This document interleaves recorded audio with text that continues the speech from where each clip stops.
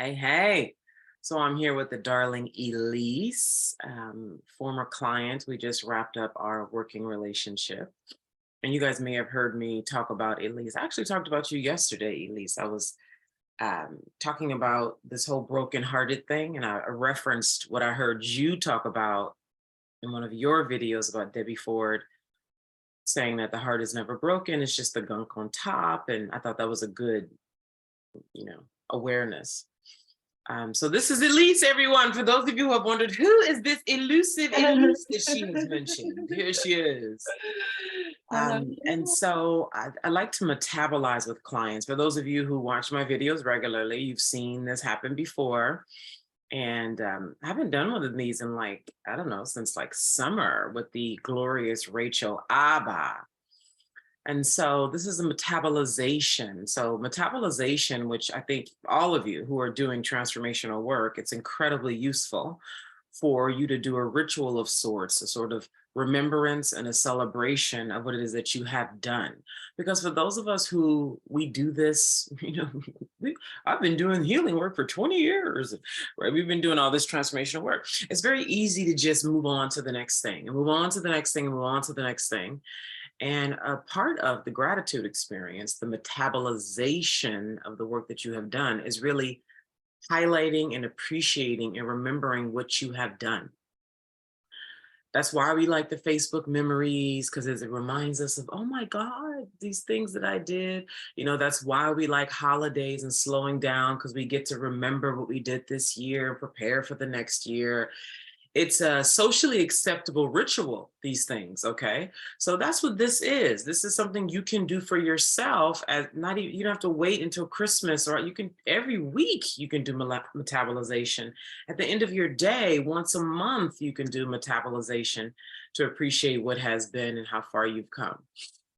And so I'd like Elise to share with you her experience. And Elise, where I'd like for you to start, because when you said it to me, I was like, oh, that's great to know, or even to hear again, because I've heard things like this. And for those of you who are being visible for 2023 in a really big way, and you are seduced by people who have big numbers and big engagement and all this celebration on their posts, and you think that you as a rookie have to do the same thing. Where I'd like for us to start, Elise, is when the first time you saw me and the power of you all becoming magnetically visible in your work. Obviously, for those of you who are called to do that, because I know not all of you are called to be visible with the business and be of service in that way. But for those of you who are called to tell your story, to serve others, to really come into your fearlessness, right? Your unapologetic fearlessness, clarity of language, clarity of thoughts, all of this is so important as it relates to power, visibility, and running a business that's of service to others. And so when you're visible, people get to either decide they disagree with you and don't like you and whatever, right?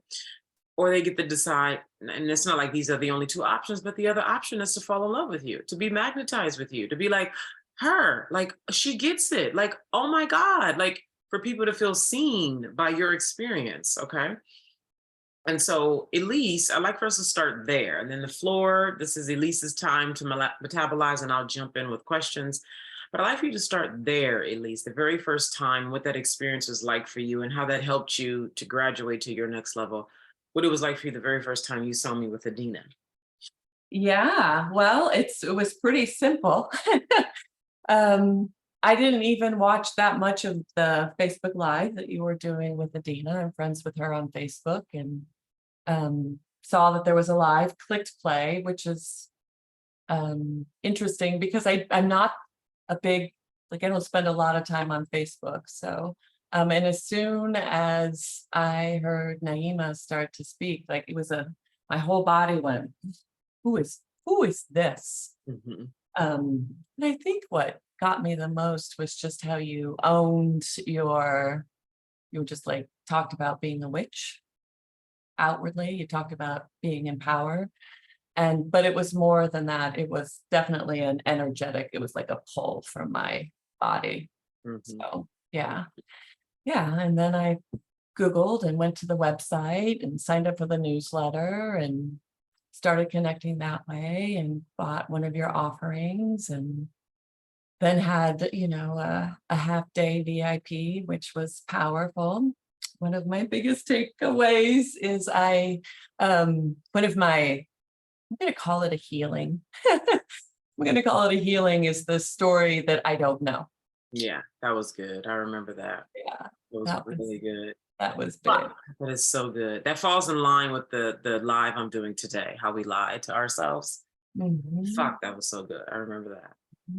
Yeah. So, and then I brought to you, I had recently had my download of The Shadow of Divorce. And this was something I've been using the analogy of, I've been trying to get pregnant for 12 years, right? Mm.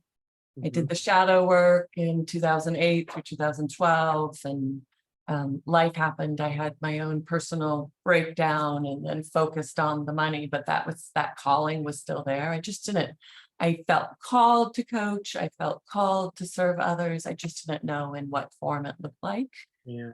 And I think that for me, I am reconnecting with my relationship with my higher power, my divinity, the universe, or whatever that is.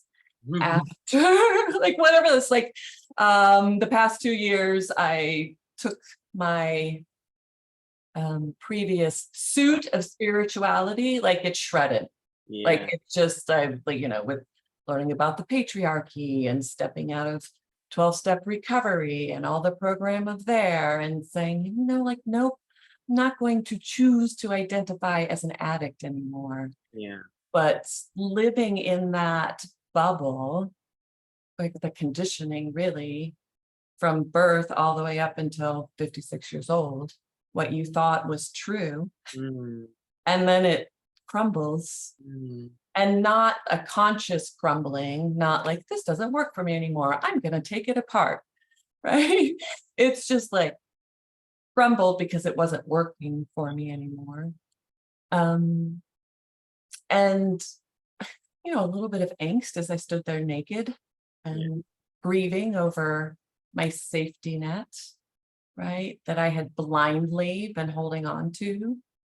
And now, like, I'm coming out the other side of that and really consciously choosing to create my relationship with the divine in whatever way works for me. That's it. I saw an old friend of who had been a mentor for me and went to church Sunday morning, went to this beautiful 12 light service tied around the holidays and all these metaphors around our powers, and the nativity seemed really beautiful, and was talking to her afterwards. And I'm out dating again, right? I'm really clear on my needs and what I want, and I'm not settling. So wonderful. And out of her mouth came, our needs and our wants are not important. When was this? Sunday, Christmas Wow. morning, we Wow. just need to surrender to God's will and be of service. Yeah. And I literally think I checked out of my body Wow. in that moment because I was shocked, right? So that's an example of like, right, that old paradigm.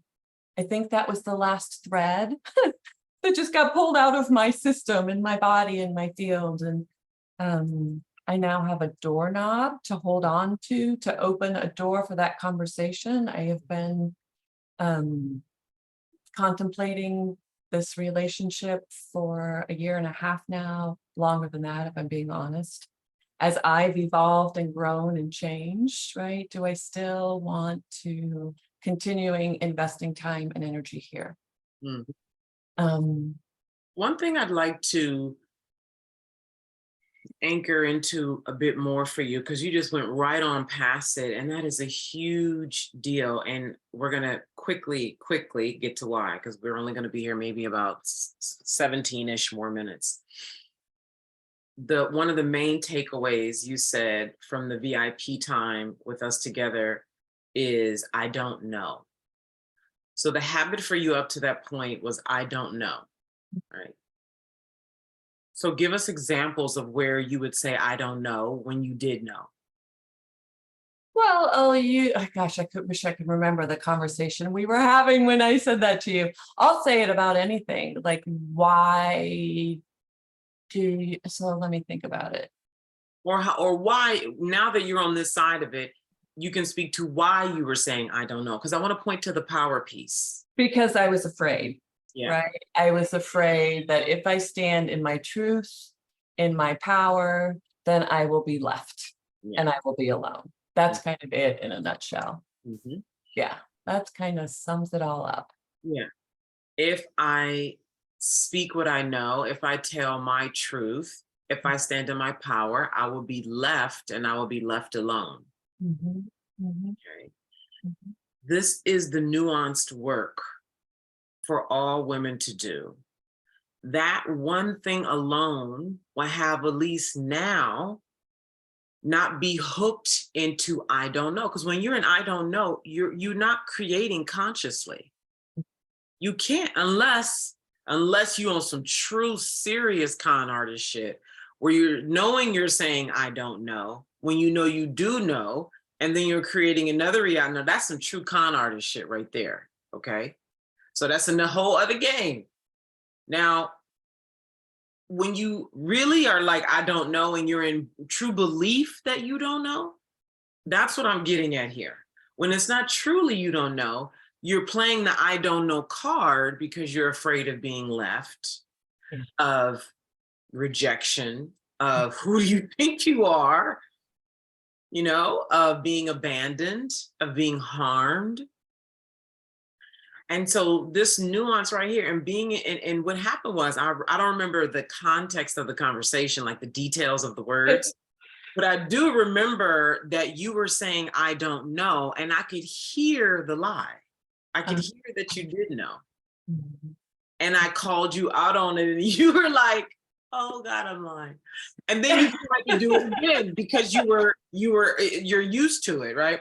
Then you try to do it again sometime later and you caught it. You was like, well, I don't know. Well, yes, I do. I'm like, remember that? And I do.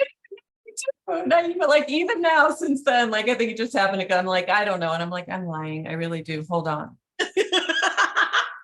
And we started laughing. I remember that. Yeah. I remember that. And I do. It makes me laugh every time. And I think there's another level of complexity that I kind of want to bring into the conversation. And it's around our patriarchal societal programming that we have to get it right. Yes. Come on. So the fear of not having the right answer. Also, it's safer to say, I don't know, than to say the wrong answer. There you go. There you go. Yeah. So it's pretty complex, right? It's like all these little. Yep. It's multiple. And that's what God, this is why I said yesterday, I've said so many times that it's nuanced and it's so important that you work. If you're not working in nuance, you're not going to get down to the core. Now, obviously, this is only for people who really want full power. I mean, because you can go live your life and not deal in nuance. I mean, like nobody says you have to, you know what I mean? But for those of us who, I'll speak for myself, okay, as a witch who truly desires full power, okay, I want to see in every way that I lie to myself. I want to see every way that I'm acting out programming. I want to see every way because, first of all, it's way more interesting. It's way more fun. I'd like to truly be one with all that is to create. Okay. Mm-hmm. And if I'm acting out societal programming, I'm not doing that. If I'm acting out any kind of conditioning, any kind of fear, I'm not doing that.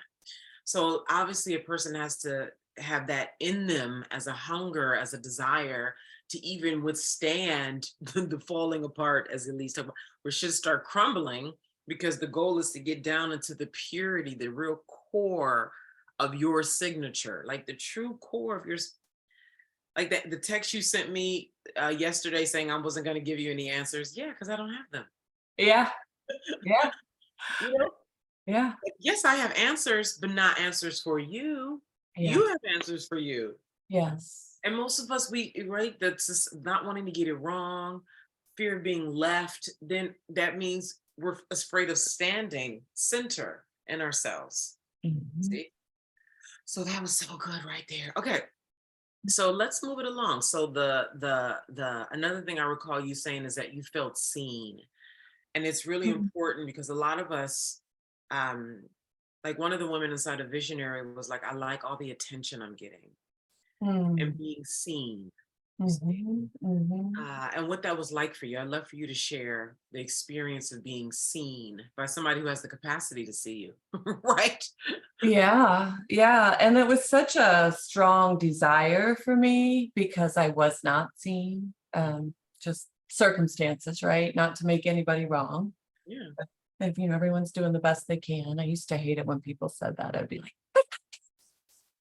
but I truly do believe that. But the circumstances were that I had not ever felt fully seen, and so that was really what you offered that um, drew me in to work with you. And you did see me. And just because you saw me, you also didn't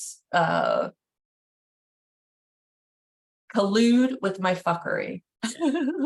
I'm excited to call that erotic confrontation. Yeah, That's what I'm yeah, excited to call that. yeah, I yeah. like that too. I didn't collude with your fuckery. You did not collude with my fuckery. Um, and the result was that then I was able to see myself Yeah, come on. and able to stand in myself and messy, right? Yeah, Like messy. Right, yes. and the tie, right? The tie, like, oh, I want to be seen, and I've got this big wound around visibility, which is some of my own, but also collective for women in a patriarchal. I mean, like that visibility stuff. It's just goes back to however many millennia, however many lifetimes, if you live in that paradigm, and actually own lived experiences, you know, today, Yeah. still today. Um, yeah. Yeah. And of course, we could go so much deeper into this, but like I said, I'm keeping it at 25 minutes. This always happens when we start talking, right? Which Yeah, rabbit hole are we going to go down? we're really going to cap it this time. Yeah. So then let's fast forward it and talk about time and space. Now, I only worked with Elise for 6 weeks. Most people know that usually I work with folks for a minimum of 6 months. I chose to work with Elise for 6 weeks because that's what I was available for at the time. Um, and still 6 weeks is time and space. And so I'd like to get at the value of time and space because when we did the VIP day, we were like, that was like 3 hours or something like that. It was virtual, recorded, and that's erotic confrontation, which is available for folks who like to have that experience. But then there's time and space of 6 weeks, and obviously more, right?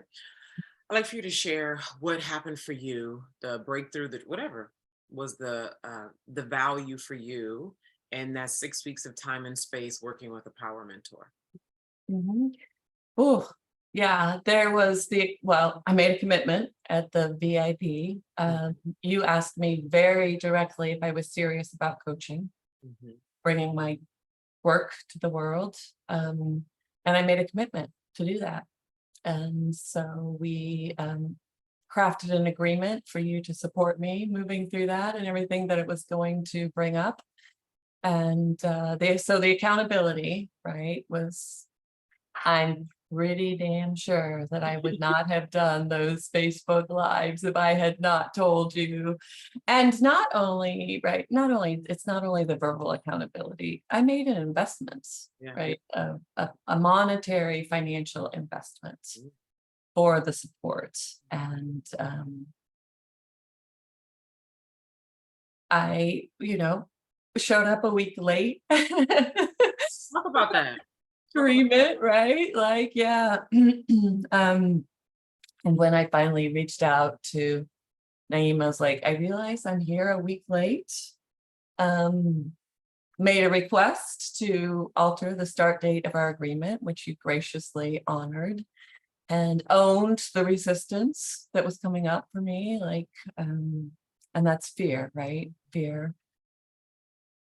And this wasn't the fear, like, I don't know fear. This was the core, like the physical core of my being. Like, am I really going to step into my power and bring this stand out on the world stage and say, here's my story, here's my experience, my strength, and my hope, and here's what I have, I'm going to bring to the world to help other women heal, right? Just heal and be free from their relationship wounds. And it's not like, I've been thinking about this for a while now. I want people to heal so they can be in their power and bring their gifts to the world in whatever way they're meant to, whatever way their soul is called to, right? Whether it's creating a business, solving a problem, being a doctor, being the mother they wanted to be, like without any of those definitions, but to want to be able to be the model and support others.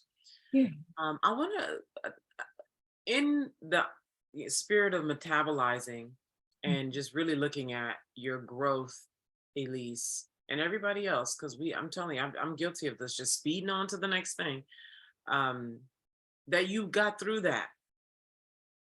Because I remember you being like, I considered not, well, I guess I just, wasted that money, Yeah, I did. And like, let's real put some light on that, and I felt Elise's resistance. When I work closely with people, a lot of the communication is nonverbal for me. It's very nonverbal. Okay. Elise lives where? Where do you live? St. Louis, Missouri. Okay, Elise is over there. Is that considered Midwest? Yes. Yeah. I'm over here in California. I felt Elise's resistance. And I said, I'm not going to get her. I'm not going to get her. Remember this conversation, Elise? Yes. I said, I'm not going to get her. Part of the rites of passage, like to actually complete a rite of passage, you got to complete the rite of passage. Okay. They have to extend themselves. You give them, Elise had been supported up until that point. She had the accountability waiting for her. She knew what was there. We had a clear date for her to come out visibly. There was an awareness of we were in this agreement. She knew she had the support. All she had to do was step into it. And so I waited. Oh, look at Elise. Oh, okay, here we go. Right. And she stepped up. And when we got on the phone, what did I say, Elise? Oh, girl, gotta go slow.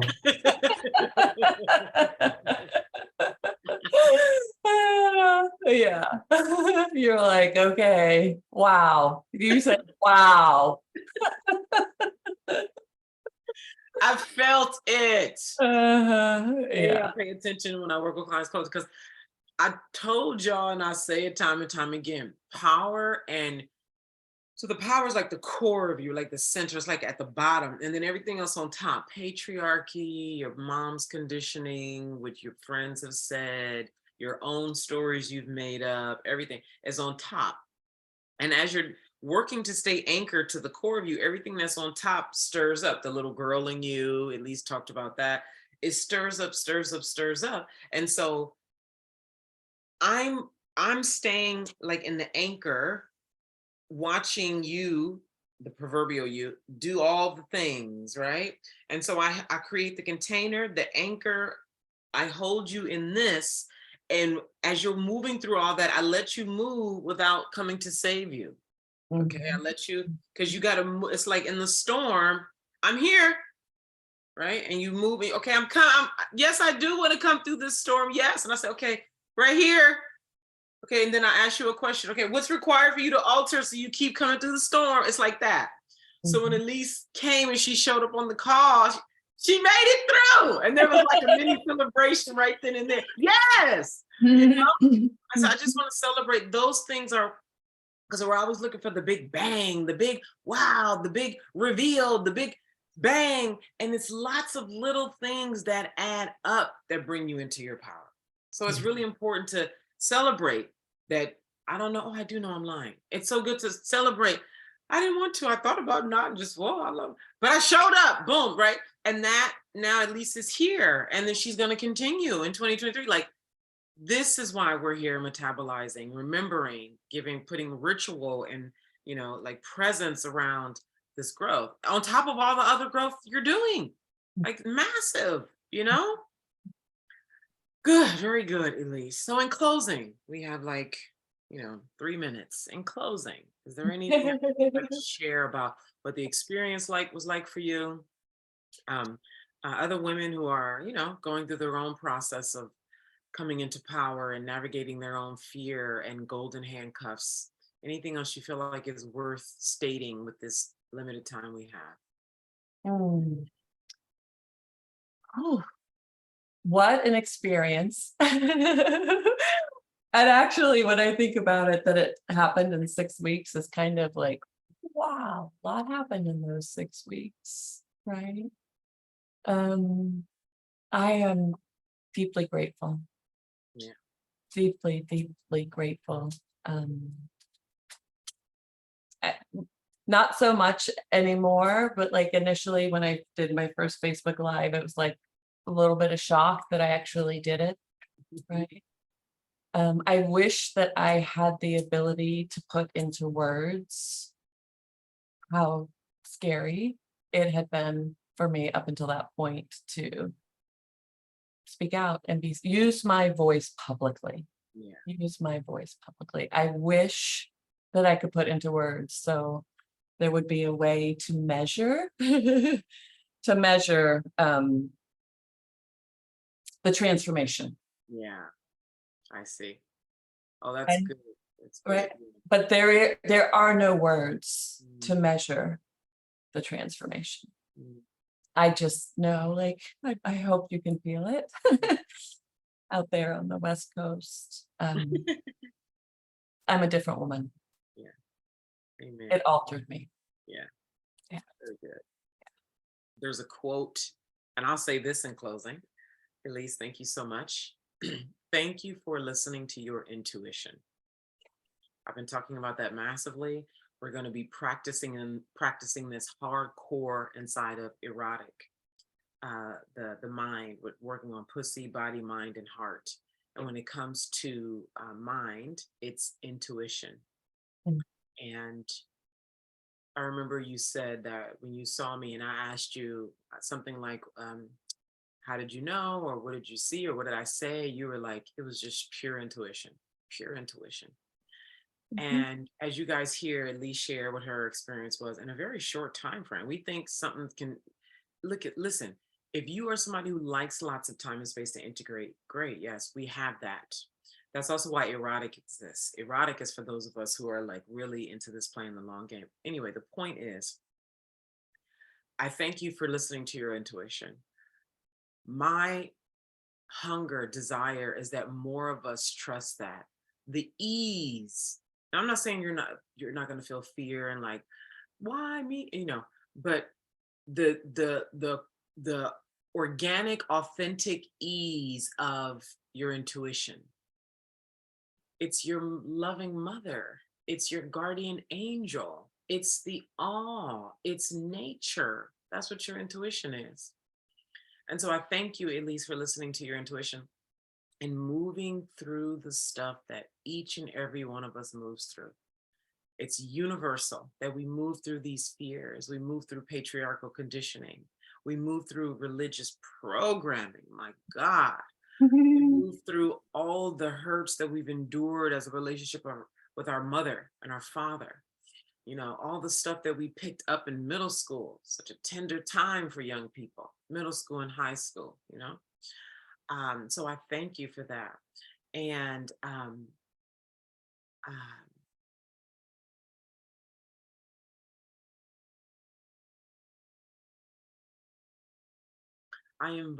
so there's a menu. Okay, no, I'm going to stop because I could feel I could talk a lot and I want to keep with time. Just thank you. The end. That's it. The end. Thank you Thank so much you. for the experience and for trusting me to support you. Yes. Yeah. And that's the thing about intuition. When working in intuition, you don't even need trust.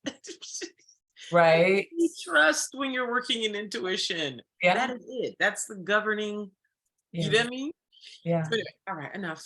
Thank you so much, Elise. Thank you so very Thank much. you, Lots of Naima. love, everyone. Mwah.